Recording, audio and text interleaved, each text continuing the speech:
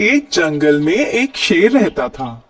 वह शेर बहुत ही ताकतवर था।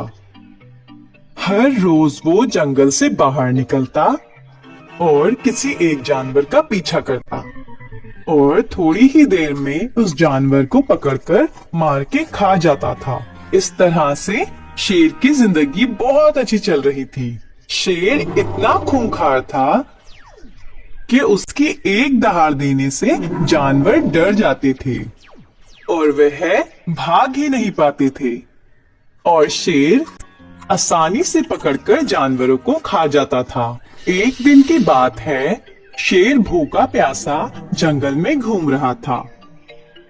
शेर को कोई शिकार नहीं मिला। उस दिन शेर एक पेड़ के नीचे बैठा बैठा अपने मन में सोच रहा था, अरे यार, आज किसका मुंह देखकर सुबह उठा था। आज तो कोई शिकार ही नहीं मिला। ये जंगल के जानवर सब कहाँ मर गए। आज तो लगता है भूखे पेट ही सोना पड़ेगा। शेर पेड़ के नीचे बैठा बैठा किसी जानवर का इंतजार कर रहा था। जब कोई जानवर नहीं आया तो शेर निराश होकर अपनी गुफा की तरफ जाने लगा। अपनी गुफा की तरफ शेर लौट ही रहा था जब तक रास्ते में उसे एक दूसरी गुफा दिखाई दी।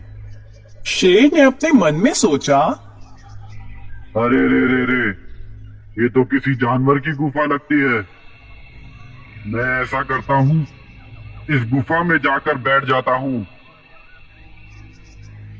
मैं वहां बैठा रहूंगा और जिस जानवर की ये गुफा है वो जब लौट कर आएगा तो मैं उसे अंदर ही पकड़कर अंदर ही मारकर खा जाऊंगा। इस तरह से मुझे शिकार के लिए दौड़ भी नहीं लगानी पड़ेगी और मैं आराम से अपनी भूख मिटाकर अपने घर को वापस चले जाऊंगा। यह सोचकर शेर गुफा के अंदर जाकर बैठ गया। गुफा के अंदर छुप के बैठा बैठा शेर जानवर के आने का इंतजार कर रहा था। वो गुफा दरअसल एक खरगोश की थी। खरगोश जब गुफा में लौटकर वापस आया तो उसने आसपास शेर के पैरों के निशान देखे। वो अपने मन में सोचने लगा, अरे ये तो शेर के पंजों के निशान हैं। अरे ये तो पंजों के निशान अंदर की तरफ गए हुए हैं। अच्छा, इसका मतलब शेर अंदर छुपकर बैठा है। अब तो मुझे कुछ दिमाग लगाना ही पड़ेगा वरना मैं शेर का भोजन बन जाऊंगा। खरगोश ने सोचना शुरू किया कि उसको क्या करना चाहिए। खरगोश को एक उपाय सूझा। खरगोश ने बाहर खड़े होकर जोर जोर से आवाज लगानी शुरू की, गुफा भाई, गुफा भाई, आज तुम बोल क्यों नहीं रहे हो? वरना पहले जब मैं आता था तो तुम दूर से ही मेरा नाम ले लेते थे। आज तुम बोल क्यों नहीं रहे?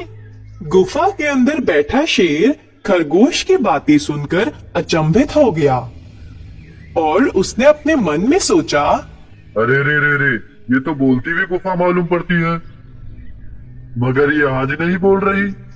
ऐसा करता हूँ, मैं ही गुफा बनकर खरगोश को उत्तर देता हूँ, वरना खरगोश लौटकर वापस चला जाएगा। इसके बाद शेर खरगोश के बोलने का इंतजार करने लगा।